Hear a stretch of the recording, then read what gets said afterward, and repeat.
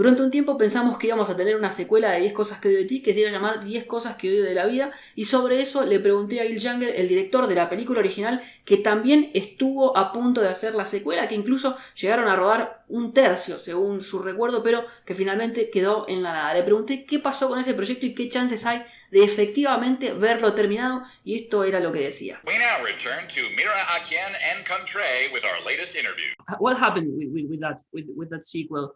That is 10 things I hate about life. Okay, that's still going to happen. Let me be very clear. It is not a sequel. Okay. Because I don't have sequel rights. It's a follow-up movie. What are you doing here? Stalking you. Does your stalker have a name? What happened was I wrote a script and I got funding from a company in London for $9.2 million was the budget. It's a grown-up love story. It's more about a story about the type of things that 30 and 35-year-old people go through, those challenges, right? So you went from those incredible challenges at 18 when they wanted to take their own life, but truth be told, at 29, I wanted to take my life. And I was trying to write a movie that kind of is my love letter to life, because I'm so grateful that I didn't take my own life. And I also know how incredibly common the thoughts of deep depression and suicide actually are.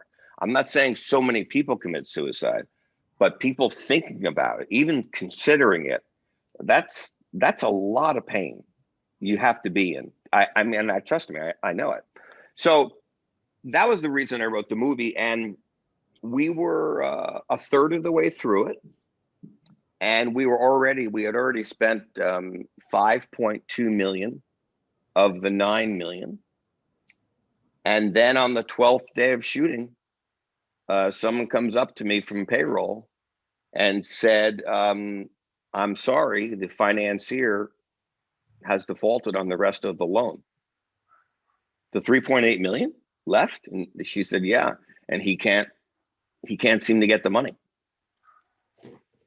So I even said to her, I said, how much do you need to keep me going for another week? And she said, 400.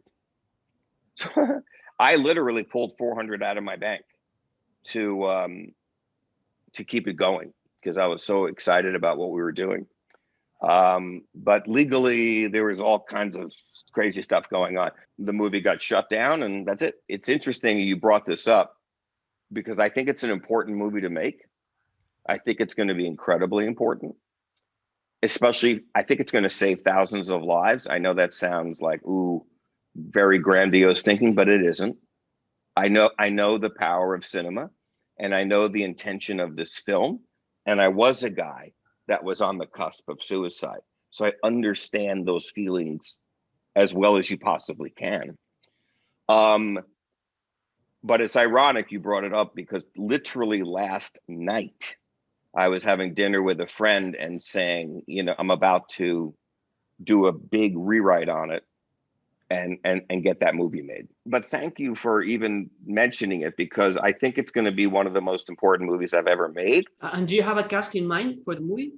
I don't at this moment. I mean, originally 5 years ago, I was thinking Emma Stone, Mila Kunis,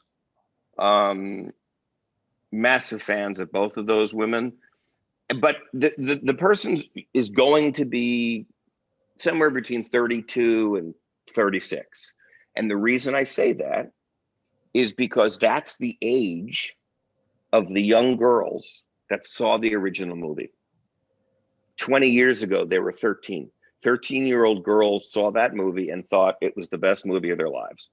And so it's kind of like my homage to that original core audience, that young core audience that is now 33, 32, 35, 36. I want them, it's my thank you to them. Yeah. For making the movie so incredibly popular.